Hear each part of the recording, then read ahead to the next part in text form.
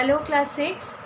Now in this video I will be completing the chapter Thankless Goldsmith. We have come to the end of this chapter and we are going to start from the second paragraph of the page number 36.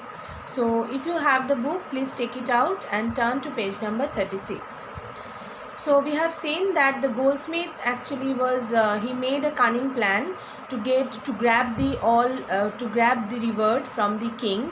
So um, he devised a plan, and um, he just told to the king that the Manu, that means the hermit, killed his son. That means the prince was killed by Manu, and Manu grabbed the necklace of the prince, and after that he came to the goldsmith for selling it. And the treacherous goldsmith also narrated it to the king, and the king was very shocked, and he wanted to take Manu in the jail, in the prison. So now we are starting from here. The king rewarded the goldsmith and ordered to put Manu to death the next morning. So what happened? The next morning, Manu was taken to the prison as the king ordered, and the king also awarded so many things to uh, the goldsmith. Okay. Manu was arrested by the king's soldiers and was sent to the prison. So Manu was taken taken by the soldiers, and he was taken into the prison. Manu began to think about the warnings of the animals about the goldsmith. Suddenly, he remembered Nag's words to call him in time of need. So Manu was now that point of time, Manu could understand that what happened, why all the creatures in the well, they warned Manu for not helping the man, that means the goldsmith. Suddenly he remembered the snake, and he also remembered that the snake told whenever Manu would be in danger, that means the snake would come if Manu would call him. Manu called out for Nag. Nag arrived at once through a small hole of the cell. Manu told Nag about his sad plight and that he would be put to death and next morning. Don't worry, cheer up. I will save you.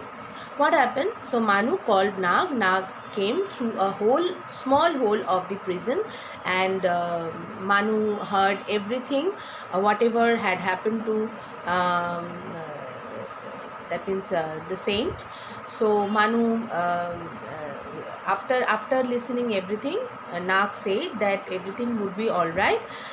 Only whatever he would suggest, that Manu had to follow. I shall bite the queen. She will look dead. Nobody will be able to revive her except you. She will recover as soon as you will touch your hand on her forehead. You gave this information to the god, said the snake. So Manu the snake said Manu that okay, I am going to bite the queen.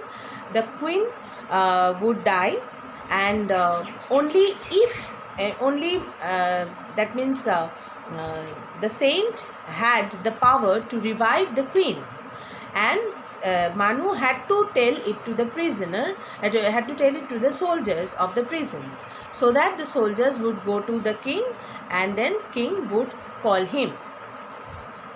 Nag crawled to the palace and bit the queen. The king found the queen on the floor, turned all blue with Nag's poison. Many magicians and doctors could not revive the queen. The god told the king that Manu the prisoner claimed that he would revive the queen. What happened? So Nag crawled and he went to the chamber of the queen, and there that means the Nag found the queen, and it bit the queen, and obviously the queen died. When the queen died, obviously there was a chaos, and king called so many different magicians, that means doctors, and so many people who could revive the queen again, but all failed. Then one soldier came that means one guard came to the king, and he told that Manu was claiming that he could only revive the queen. So Manu was called to the presence of the king, who said, "If you can bring my queen back to life, I shall set you free and also give you rich rewards." So king said that to Manu, that if you able to bring back my queen, so only if you able to give back the life of my queen, then only I will give you rewards and I will set you free. Manu put his hand, now what happened? Manu put his hand on the queen's forehead and she sprang back to life. Whenever Manu touched the head of the queen, so that point of time the queen regained her life back. The king was very happy. He made Manu his prime minister and punished the goldsmith for his lies and lack of gratitude. So then the king was very happy when he saw that his queen came back to her life. So king was very happy, and out of this happiness he made Manu as his prime minister, and he gave so many gifts to Manu, and he also set him free. Now he learned that how that treacherous goldsmith made the plan, and how he made Manu as a criminal. Okay, the king was notified by the truth, and then what happened? Then obviously Manu lived happily ever after in the palace, and the goldsmith also got punished. Okay. The animals were very grateful, but not the goldsmith. So you can see that all of the animals were very, very grateful. Only the goldsmith was not like that. You should be grateful to people who bestow favors. You should learn to appreciate even the smallest services received from anyone. Gratitude arouses man's indebtedness to his friends for their kindness and sympathy, awakening a deep sense of thankfulness towards his benefactors. You should appreciate God's gift and blessings with deep reverence for God.